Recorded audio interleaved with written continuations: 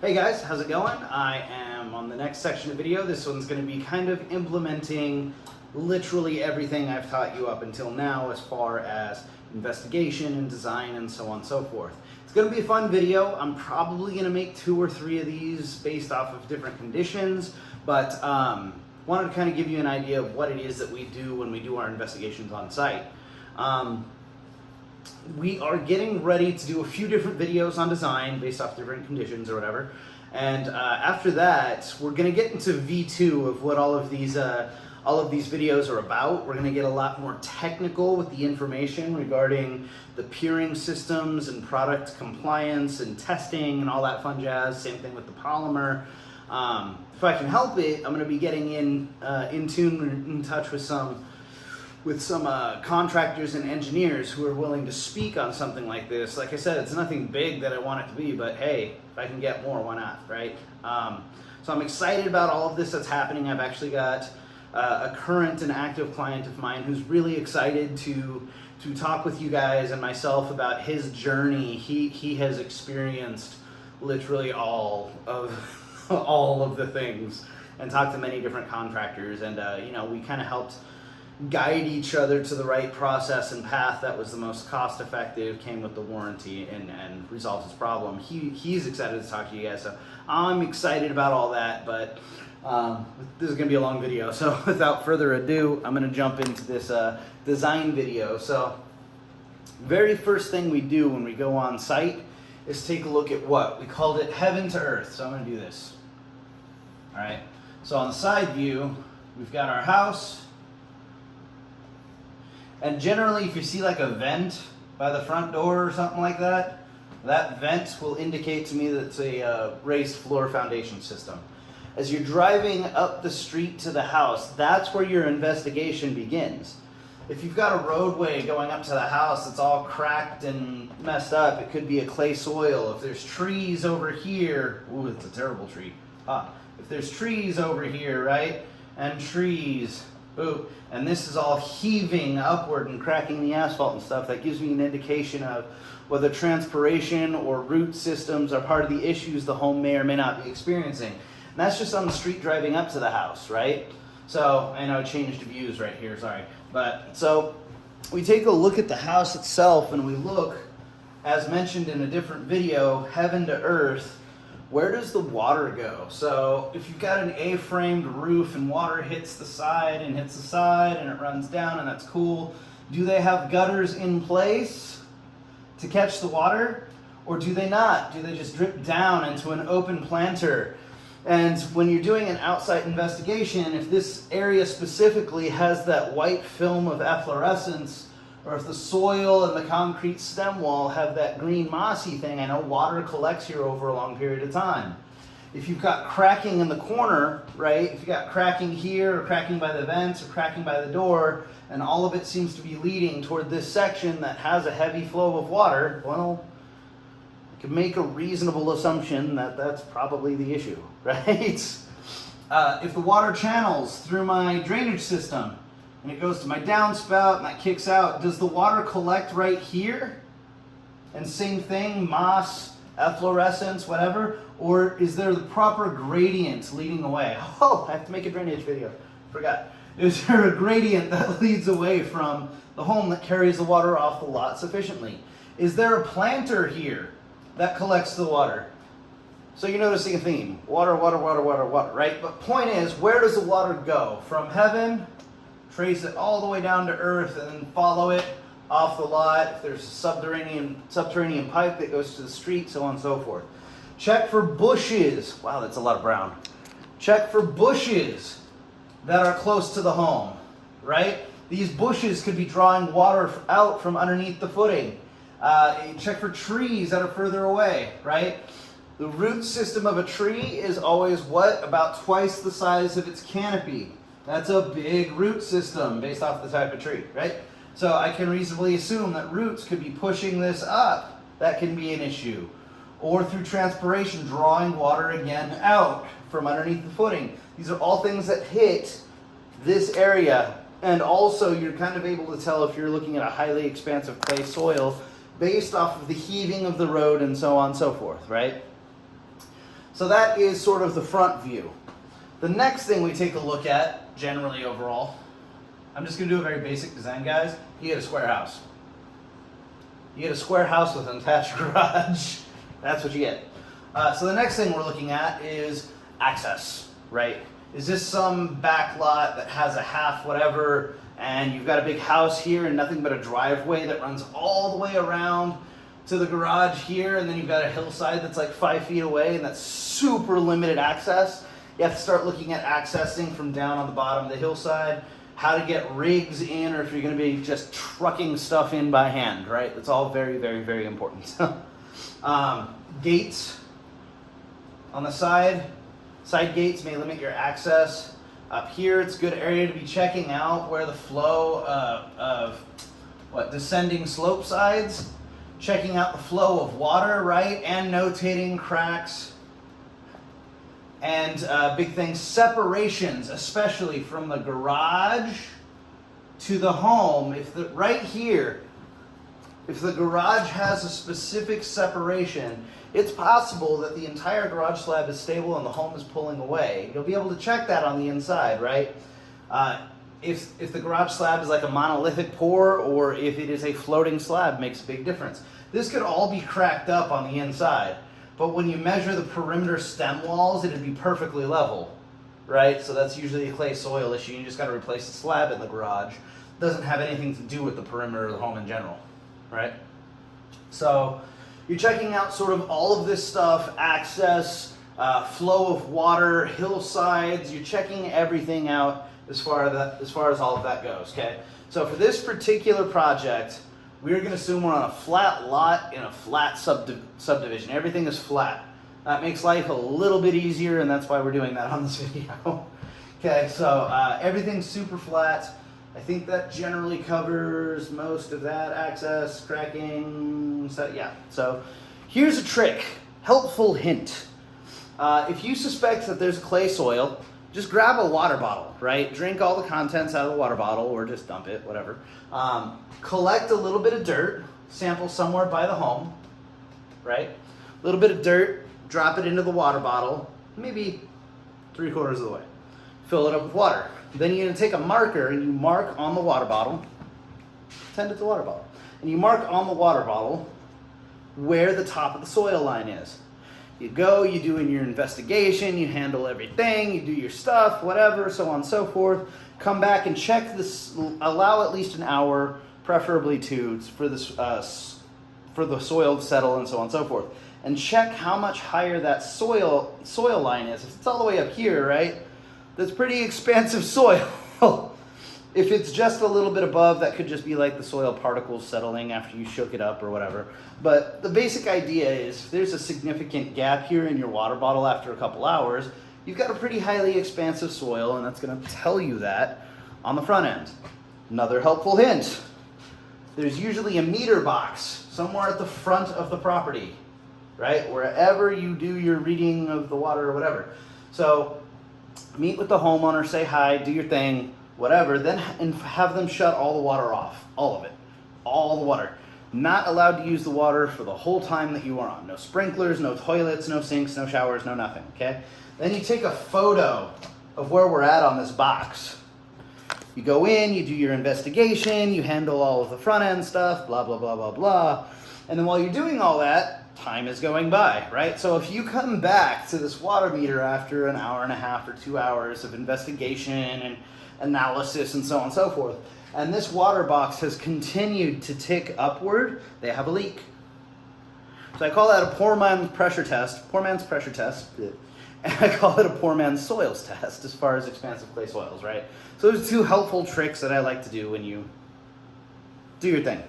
So for this particular project, we are on a flat lot in a flat subdivision. There is no signs of efflorescence. Okay, a couple things. 1, flat lot, flat subdivision. Okay, 2, slab on grade foundation system. Okay, great. 3, drainage is actually good for this job. Drainage, good. I was gonna try and draw a thumbs up and just nope. not doing it. So, there's a couple different things. So it's not drainage, we know that. It's a flat lot, so it's not a hillside. We don't have that complicated stuff. Now for this particular job, we're gonna assume for only medium expansive clays. So the house isn't being like picked up, or it doesn't have this massive clay soil issue that's causing heaving and all of that fun jazz. Just for this example, okay? So I've done my analysis. I ran through a couple things. Oh, a couple more things. 5. We said drainage good, but that includes downspouts. That includes gutters. And that's grade, right? Downspouts, gutters, grade. No signs of ponding. No ponding. It's going to be an A-frame roof. Oops. A-frame roof. We'll call it shingles just to keep it easy, right? Shingles. And we'll call it a wood frame and stucco structure. Wood frame, stucco structure. 1 story.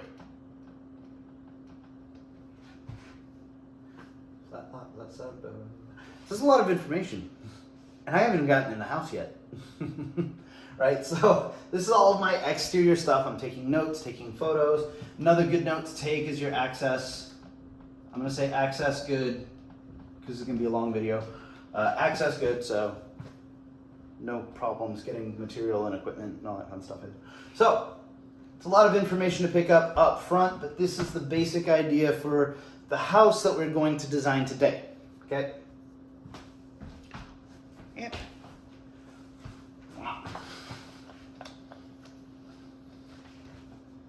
The house, very simple. Once again, you guys get a square. That's not a square. So sorry. I am so sorry. I'm so bad at drawing. Like, you cannot underestimate how bad at drawing I am. Anyway, so we're here. This is all good. We're going to assume the garage is good. I'm going to say not surveyed. Whoop. I already missed something. Very important. When you have a slab on grade and all that fun jazz, look for a stamp. Could be here, could be here, could be here. Look for a stamp at the entryway into the garage, something that's like imprinted in the garage. And if it says PT slab, way different issues. So, I don't want to get into that in this video, but I will. PT slabs are different than just slab on grade slabs. They've got a bunch of cables that are running through it. Bunch of random cables that run through the slab, right? And I don't know, they're 18, 20 inches, whatever. They've got anchors on one side and tensioners on the other. So once they lay these cables, they can actually tighten it like a screw, right? And that creates a tension through here. And with all this concrete poured and all that fun jazz, it makes everything very, very, very, very, very, very, very strong. So typically when you see a post-tension slab that has settlement issues, I like to say this. When you have a post-tension slab, most often or not, a house that is settling on one side is going to do this. Okay, like the whole house will tilt. Sometimes it doesn't have a lot of damage, even if you have 4, 6, 8, 10 inches of settlement, right? So the house does this because the foundation is so strong that it creates a fulcrum and kind of creates that tilt on one side, right? For basic floor layouts, obviously, if there's turns and twists and stuff, it's different. Anyway, if you don't have a post-tension slab, if it's just rebar running through, most often you get a crack, and the settlement on the one side does this instead. So there's a crack right through the center, and this whole side can be level, and this whole side can be falling. Matter of fact, we're gonna do that for this particular one, right? So I go inside, and I'm taking a look and doing my investigation. There's not gonna be a PT slab. It's normal, okay? Just normal slab. So I'm doing my investigation on the inside, and I see the cracking and so on and so forth, but you know what? The most prominent crack that we've got is right here. Okay, right there, all the way through. Nice 1/2-inch crack running through the whole slab. Whew. All right, that's something that's probably an issue, something you probably want to get fixed, right? cracking is fun and different. Already I'm thinking about that 1/2 inch crack. When we lift this up, when you have a specific cantilever crack and we lift this up, you can generally close that gap a little bit. So the crack repair may not be a major crack repair, but you guys gotta understand, like going into this, I don't know that. And I'm not gonna know until we lift this up how wide that crack's gonna be when it comes time to fix it, right? So I don't know if it's gonna be structural epoxy, cementitious grout, if you're gonna need carbon fiber staples, I don't know. So I have to go with the worst case scenario because it's already a 1/2 inch crack and make my recommendations based off that, right? So, found the crack, cracking all through the home, doors sticking, windows, take record of all that. What's another important thing to take record of? Oh yeah, the gas line, by the way, is over here. Major sewer water inlet is here. Electric is over here by the gas line. So what does that tell me? Everything coming in from the street probably does so, or angles up, whatever it does. It's all down here, and all of my work is up here. I can make that reasonable assumption going into this, right? What I cannot make an assumption on is that little faucet that I have over here that controls the sprinklers and stuff. I don't know. Unless that might break during the operations unless you have it located before. Very important note, when I have my house on my lot with my water. Very strange thing about homes is that you have to call a dig alert. All contractors who dig are required to call dig alert, so dig alert will come out and tell us where all the markings are for all of the utilities that run through. So they'll come out and they'll spray paint with temporary paint. They'll spray paint the front showing like water here and electric here and blah, blah, blah, but they don't actually go on the property. So you have to make some assumptions about how this gets from the water meter here, right?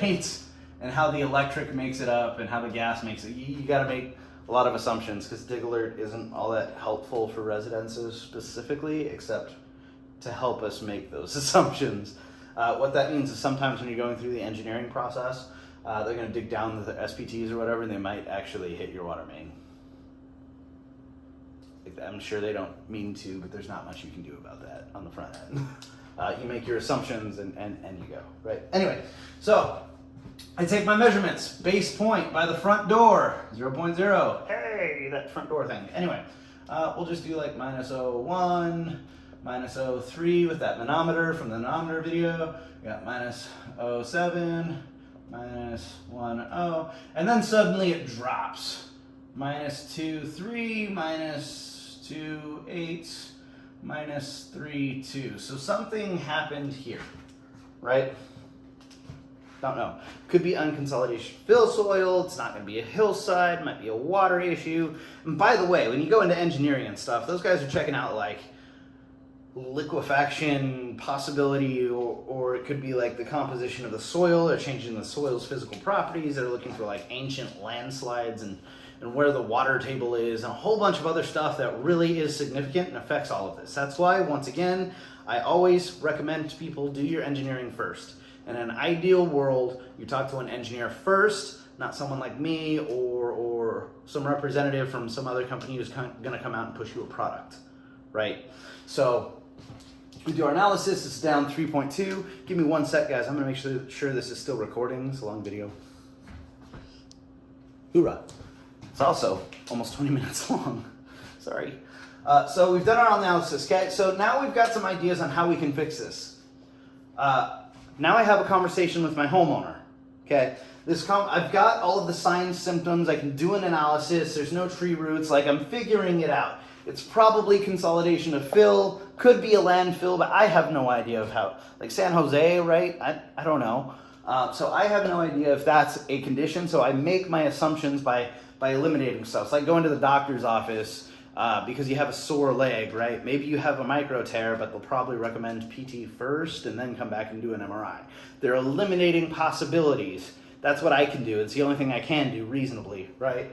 So I've got my assumptions. It's just going to be poorly compacted fill soil. It's settling down. It's cantilever crack, so I know it's not a PT slab, doing a lot of damage. And I also know my repair can be limited to just past this crack, right, on both sides. This is all I'm going to fix. I already know that.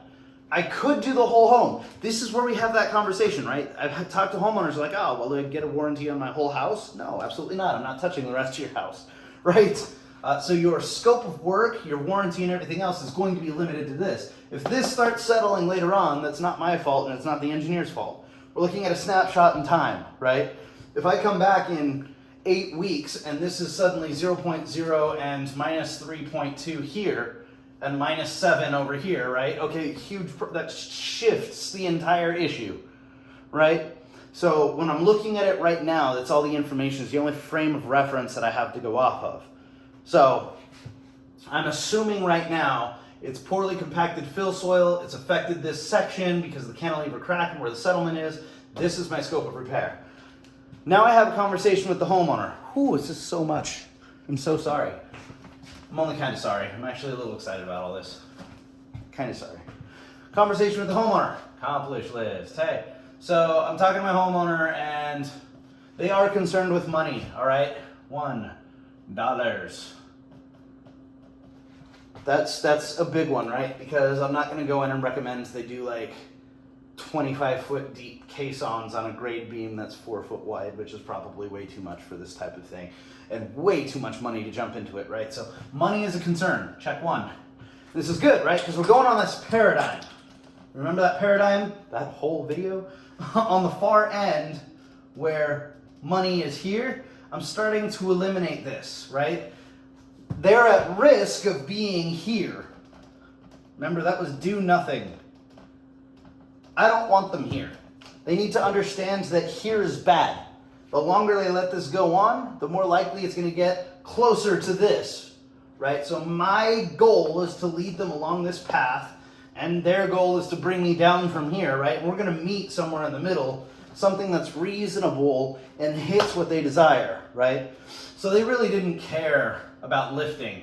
And say, lifting, whatever, right? I don't care, I want the warranty, I'm selling the home. I'm trying to do it relatively cheap. I'm just a home flipper. What can you do for me? On the lifting.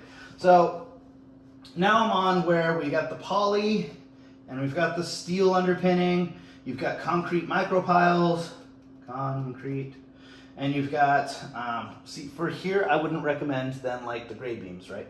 And I'll tell you why in a second, but you've got compaction grouting, which I also would not recommend, but it's an option. Foundation replacement gets pricey and doesn't solve the problem. Grade beam, concrete's really heavy. If this is actually unconsolidated fill, doesn't solve the problem. You can do concrete micropiles. I'm gonna put that probably here.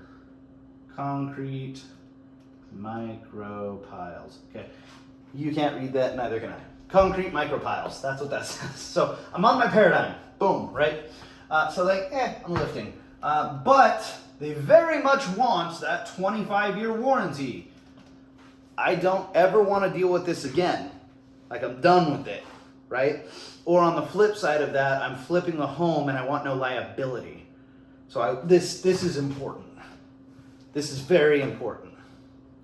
So without engineering, my recommendation with the lifting and the 25-year warranty moves it more toward the piers and the micropiles, right? Because you get a 25-year warranty with those. Most polymer, compaction grouting, whatever, offers anywhere between a 1-year warranty and 10-year warranty. It's just a standard for the industry. So, we are now here.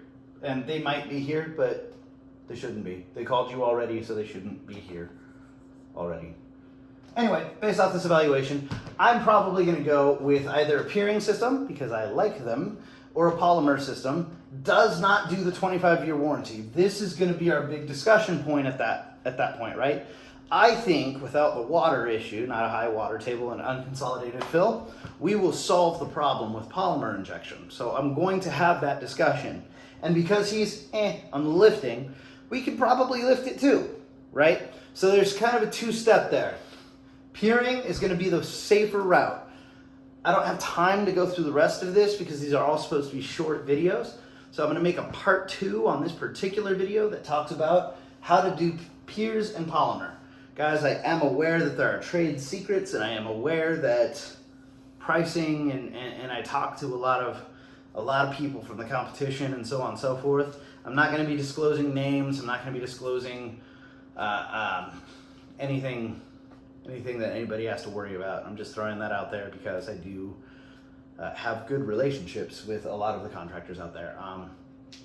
So don't worry, I'm just going to discuss design and sort of engineering principles and stuff like that, but just thought I'd throw that out there. Anyway, up to this point, aside from talking so much, if you have any questions, comments, concerns, please drop them below or private message me directly. Then like, share, subscribe, and do all of that fun jazz that I'm supposed to say or ask for you to do. Thanks so much, guys. Have a good day.